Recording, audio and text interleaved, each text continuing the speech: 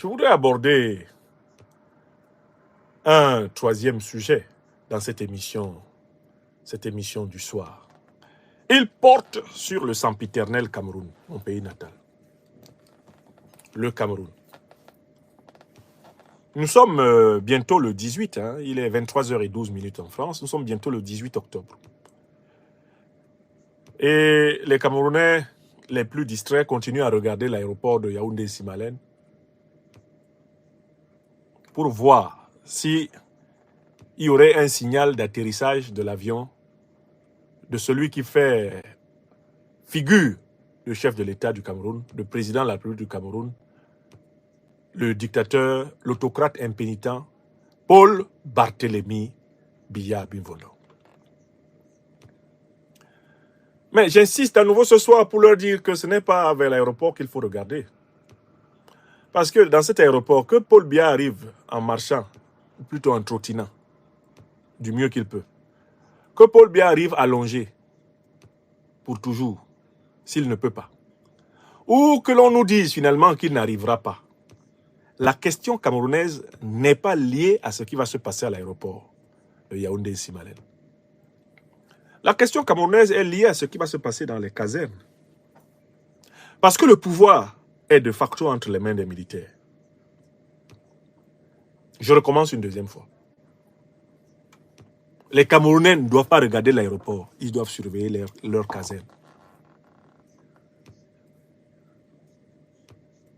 Les Camerounais ne doivent pas s'inquiéter de l'état de santé, de coma ou de mort de Paul Biya. De toute façon, Paul Biya ne gouverne plus le Cameroun.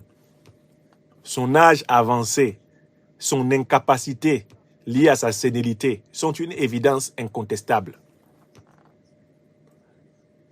Le clan Biya gouverne le Cameroun en utilisant la mascotte, en agitant l'épouvantail, la loque physique et psychique de Paul Biya.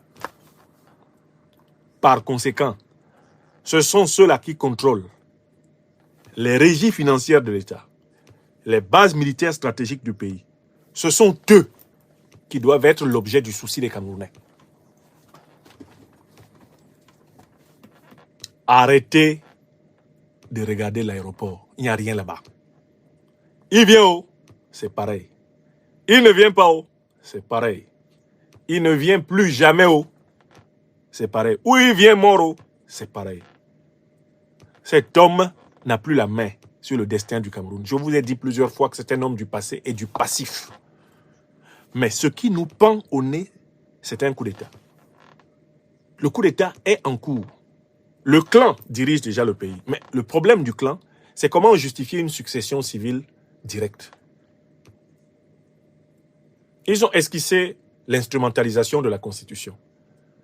L'idée, ça serait que le président du Sénat, au cas où ils sont obligés de constater que M. Biya ne peut même plus leur servir de cache-sexe à la gestion du pouvoir, que le président du Sénat gère un intérim, organise une élection farfelue et fasse proclamer l'héritier familial des Biya, Franck, à la tête de l'État du Cameroun. C'est ça leur plan.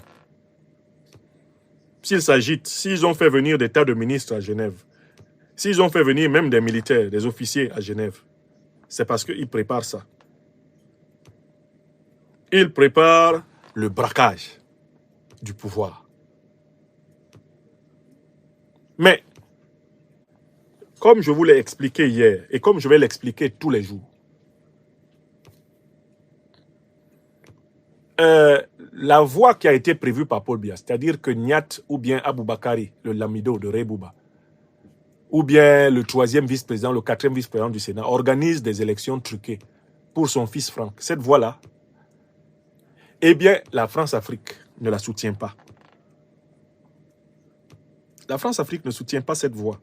Et voilà pourquoi la ligne directrice des médias officiels français est de lyncher Biya et de lyncher tous ses héritiers choisis par lui. La solution que la France-Afrique semble avoir choisie pour le Cameroun correspond parfaitement au scénario que nous avons vu à Libreville avec Oligui Nguema. C'est la solution que nous avons vue à Conakry avec Mamadi Doumbouya. Il s'agit de susciter un putsch au semblant, au vernis révolutionnaire, mais à la réalité réactionnaire. un putsch néocolonialiste. Les Camerounais pourraient commencer par être bluffés par l'effet spectaculaire de ce changement à la tête de l'État, en disant « Ah oui, enfin on est débarrassé des billas, nous voilà rassurés ». Quelle erreur! Il s'agit en réalité de maquiller la reconduction du système néocolonial à travers une nouvelle marionnette. Je vous dis bien le syndrome Oligui Nguema, le syndrome Doumbouya, le syndrome Mahamat Déby. C'est ça qui est en train d'attendre le peuple camerounais. Par conséquent, mais il ne reste plus que 2 scénarios en faveur du peuple camerounais. Dans cette situation, soit une aile révolutionnaire panafricaniste patriotique de l'armée triomphe de l'aile réactionnaire et la soumet dans l'intérêt du peuple camerounais, soit le peuple camerounais, par une mobilisation exceptionnelle du nord au sud, de l'est à l'ouest, en passant par le centre, obtient précisément l'ouverture d'une période de transition inclusive pour redéfinir l'État. Moi, je prêche pour cette 4e solution. Je suis opposé à la succession héréditaire que M. Biya a organisée pour son fils Franck. J'y suis opposé. Je la combats et je la combattrai. Je suis opposé au coup d'État militaire néocolonialiste, style Oligui Nguema. Je suis opposé à toute tentative de confisquer le pouvoir par un individu quelconque. Je suis ouvert. Et j'appelle les Camerounaises et les Camerounais à travailler, à se mobiliser pour obtenir une transition politique vers une nouvelle république, vers des élections authentiques. Cela ne pourra pas se faire sous Elekam. Je vois les Camerounais qui pensent que Elekam peut organiser des élections. Ce n'est pas possible. Elekam n'est pas faite pour organiser des élections. Elekam n'a jamais organisé des élections. Elekam est une boîte, un répondeur automatique de la biacratie, de la biakleptocratie. Elekam est dirigé par le parti sortant, le parti en voie de déchéance totale, le RDPC. Elekam ne peut pas organiser une élection crédible au Cameroun. C'est donc tout le système politique qui doit être rebattu. Mais le peuple camerounais peut l'obtenir par une mobilisation qui, précisément, va forcer toutes les forces vives du pays, notamment donc les forces révolutionnaires panafricanistes de l'armée, les forces révolutionnaires panafricanistes de la société civile et des diasporas, à s'unir pour construire un pays nouveau, sur la base des enseignements de l'histoire de souffrance de cette nation. Bon, je le dis depuis plus de 10 ans. Je vois les Camerounais encore en train de regarder l'aéroport. Je leur dis ce soir, ne regardez pas l'aéroport, il n'y a rien là-bas.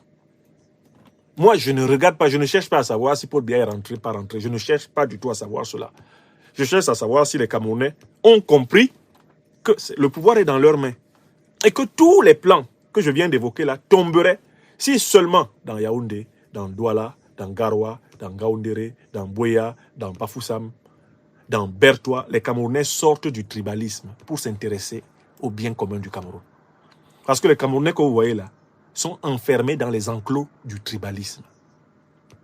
La seule chose qui empêche les Camerounais de prendre leurs responsabilités en tant que peuple, c'est la doctrine tribaliste, dans laquelle on a emprisonné des millions d'entre eux, selon laquelle le seul changement politique qui puisse arriver est celui qui serait en faveur de quelqu'un qui est de leur ethnie.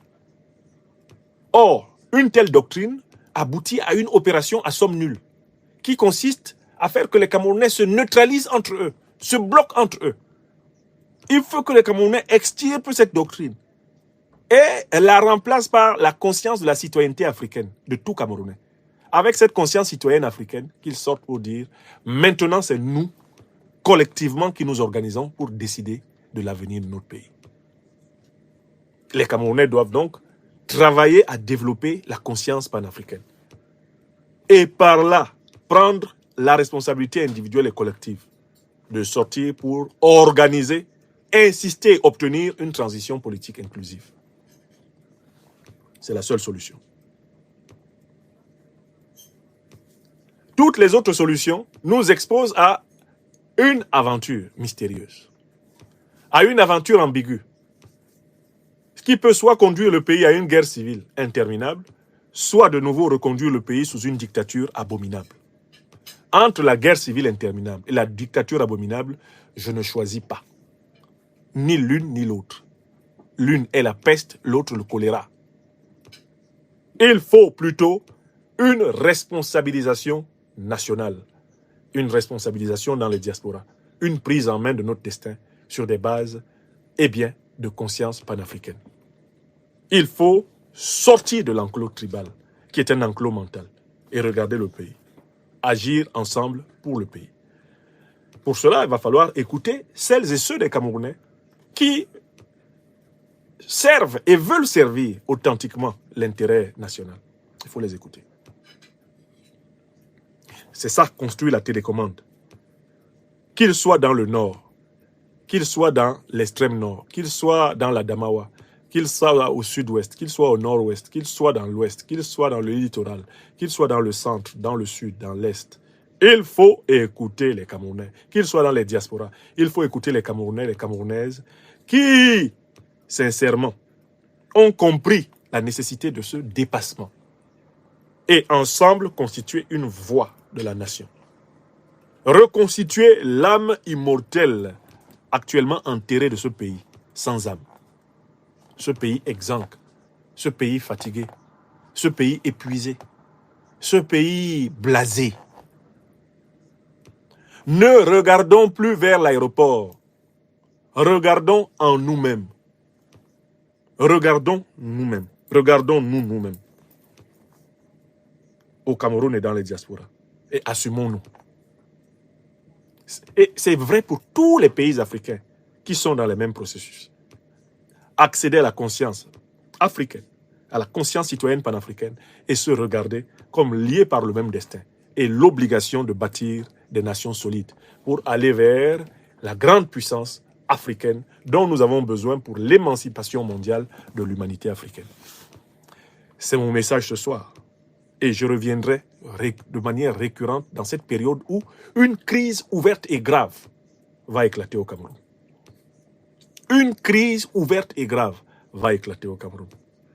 Ce n'est plus en fait qu'une question d'heure. Une crise ouverte et grave va éclater au Cameroun. Ce n'est plus en fait qu'une question d'heure.